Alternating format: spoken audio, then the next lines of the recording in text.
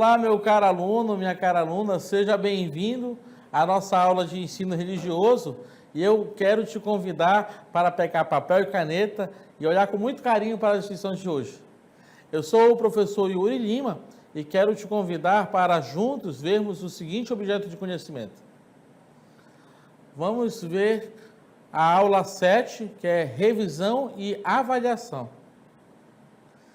E aqui, toda a atenção necessária para esse momento muito especial em nossa unidade.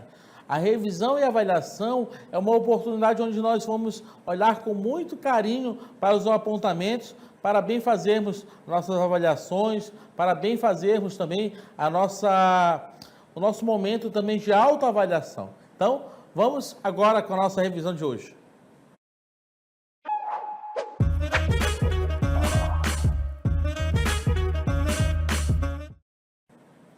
Então, momento de revisão, momento de reolhar para todas as nossas aulas e vermos com muita atenção todos os apontamentos que foram importantes ao longo da nossa caminhada. Essa talvez seja a tônica mais interessante quando falamos em revisão, né? Então, eu quero te convidar então para fazermos uma revisão com muita atenção, com muita parcimônia para cada ponto, para depois isso ser feito uma releitura sobre o que nós temos de mais importante acerca da nossa unidade 1. Vamos então relembrar o primeiro apontamento sobre a importância da tradição oral. Então, se lembra que a tradição oral, ela é super importante e a transmissão desse conhecimento ao longo do tempo nos permite, atualmente, conhecer determinada comunidade, o que determinada comunidade acreditava sobre as questões essenciais para o ser humano. E aqui nós podemos apontar a dimensão do mistério da vida e o mistério do sagrado. Nós poderíamos dizer o seguinte, que a tradição oral, ela na verdade vai ser o óculos pelo qual nós vamos entender como que a comunidade acreditava e olhava para a sua própria humanidade, né?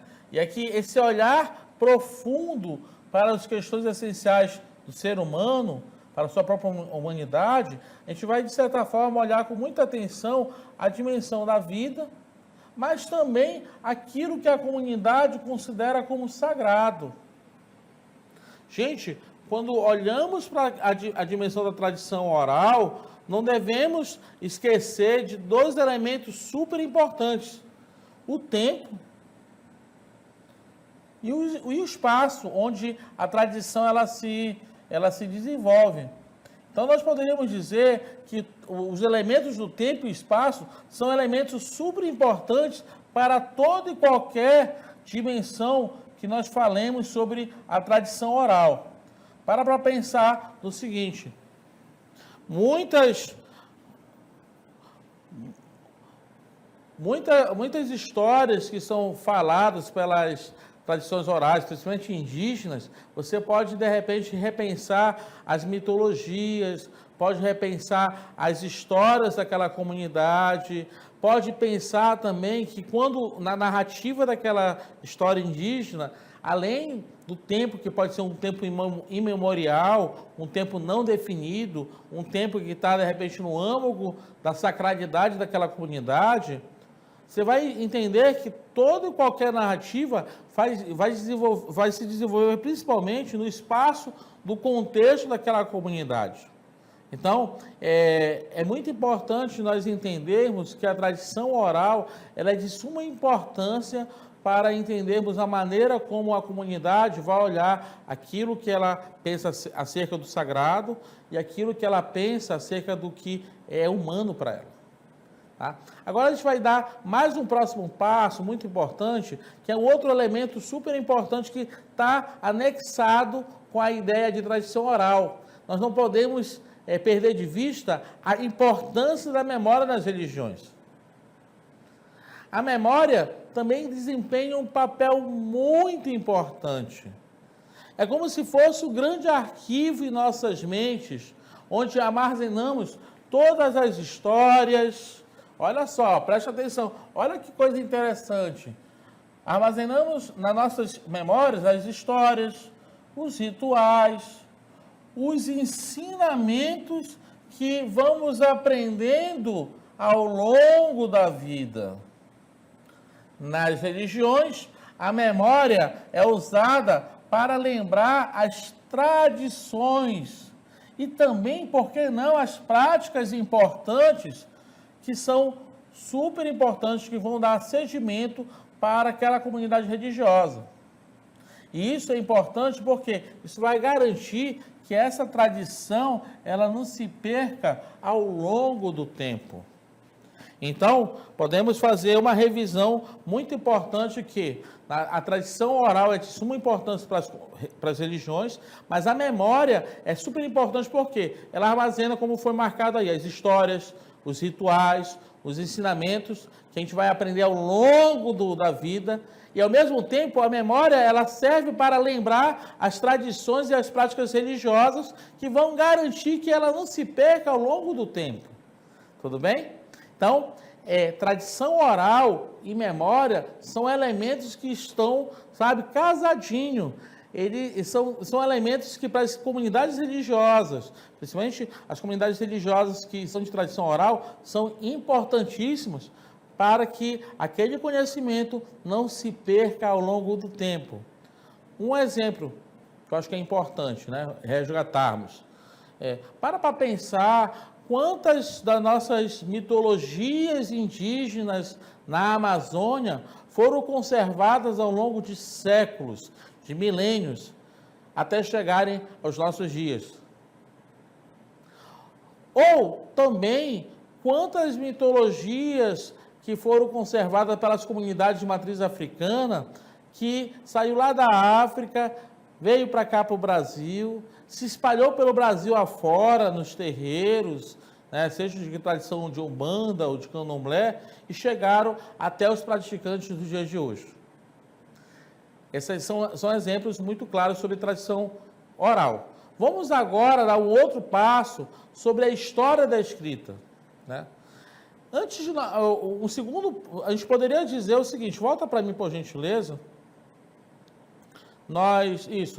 Quando o amadurecimento dessa memória nas religiões vai desembocar num outro importante elemento que vai conservar também as histórias e tradições ao longo do tempo, que vai ser a escrita. Por isso a gente vai dar esse próximo passo em relação à história da escrita. A próxima cartela, por gentileza. O que é importante nós pensarmos aqui? A escrita, ela foi se formando ao longo de muitos anos, de séculos, milênios, Cada povo ou civilização foi formando e elaborando seu próprio código de escrita. Então, nós podemos dizer que cada maneira de se escrever corresponde ao contexto civilizacional que ele foi desenvolvido. Aqui nós vemos os hieroglifos do Vale dos Reis, aqui, esse é um exemplo, lá do Egito, da mesma maneira que nós temos assim escritos lá no Oriente, escritos de repente no Oriente Médio, Nós poderíamos dizer que a escrita foi e é uma maneira de registrar o som da fala. Isso aqui é interessante, por quê? Porque vai ser muito importante para o segundo passo que nós queremos falar sobre a maneira de se registrar a história e a memória daquele povo, a memória religiosa de um determinado povo. Na próxima cartela, nós vamos ver uma coisa muito importante sobre a história da escrita. Nós poderíamos dizer que a escrita é a formulação e desenvolvimento do sistema de escrita que vai determinar se uma civilização será pré-história ou estará na história. Nós podemos dizer que uma civilização, uma determinada sociedade, ela terá uma tecnologia mais avançada ou não a partir do desenvolvimento da sua escrita. E aqui a gente tem que entender que a escrita vai ser uma tecnologia que aquela sociedade vai usar para registrar a sua memória. Então, olhe para mim, por gentileza, meu caro aluno. Nós olhamos há pouco, falamos sobre a questão das tradições orais, que foram partes, assim, foi um elemento muito importante para se registrar memórias. Agora nós estamos vendo as comunidades e tradições religiosas que se utilizam da escrita como uma maneira de você registrar a memória, os acontecimentos e a moralidade daquela comunidade. Ok? E aqui no próximo slide, nós vamos ver uma coisa muito interessante. Outras religiões, essa com certeza as mais novas, surgiram em civilizações que já possuíam uma escrita muito bem desenvolvida e logo iniciaram o processo de produção de seus escritos sagrados. Tá? Isso é interessante. E aqui a gente pode dizer que o cristianismo e o islamismo são dois exemplos de civilizações que usaram da escrita para poder registrar sua memória. O cristianismo, a partir da Bíblia, e o islamismo, a partir do seu livro sagrado, que é o Alcorão, né? Ok? Então, só para nós pontuarmos e relembrarmos tudo isso, né? Então, na próxima slide, você vai ver uma coisa bem interessante. As religiões, tanto o cristianismo, como está aí o símbolo da cruz, quanto do islamismo, como está aí na lua crescente, são religiões que vão lançar, que vão, de certa forma, precisar da escrita para registrar sua memória religiosa, para registrar seus ensinamentos, para registrar aquilo que considera de mais sagrado diante do seu pensamento sapiencial e também seus valores espirituais. Tá? Então, nós já pontuamos isso, vamos ver as outras maneiras ou expressões dos textos religiosos, né? Vamos pensar, então, que existem outras expressões dos textos religiosos. Além do formato dos livros, rolos, pergaminhos, os textos sagrados também podem ser escritos, né, da seguinte maneira. Podem ser escritos como pinturas de corpos. Tá? Aqui a gente poderia dizer, até exemplificar, que quem usa muito essa questão da pintura dos corpos são os indígenas. Aqui na Amazônia, né? Mas também, nós podemos também olhar para a parede das construções das várias igrejas e vitrais e ícones como uma maneira de se registrar a história religiosa, a memória religiosa daquela determinada comunidade. Aqui nós estamos vendo o interior da igreja de São Sava, em Belgrado, na Sérvia, registrando várias cenas da história de Jesus. Então, se um dia você for para uma igreja mais antiga, principalmente que tem mais de 100 anos, principalmente se for de tradição católica romana, ou ortodoxa, ou anglicana, você vai perceber que a pintura nas construções, os vitrais, vão ser uma maneira de se registrar a história sagrada daquela comunidade. Ok? Então, presta atenção. Você pode olhar isso, inclusive, em filmes. Ou se você vir para cá, para Manaus, se for conhecer as igrejas históricas que ficam aqui no centro de Manaus, você vai perceber, por exemplo, na igreja de São Sebastião, aqui no centro de Manaus, ou na igreja matriz, que fica aqui no centro de Manaus, ou em outras capitais que tiveram colonização portuguesa e as igrejas têm mais de 100 anos, essa questão dos vitrais e das pinturas como uma maneira de registrar a história sagrada daquela comunidade religiosa. Além disso, nós temos também outras maneiras de registrar as histórias sagradas, como as manifestações artísticas, através das músicas, das danças, mas também nós podemos dizer que a disposição dos objetos de culto e no rito são maneiras de se falar, de se declamar a memória afetiva e religiosa daquela comunidade religiosa, ok? No próximo passo, nós vamos relembrar as religiões orientais e seus livros sagrados. E aqui é importante nós lembrarmos que o Oriente é uma parte do mundo que guarda muitos mistérios e muitas diferenças em relação ao Ocidente. Nós poderíamos dizer que o Oriente é mais espiritual, é mais místico, e o Ocidente é mais material e mais racional.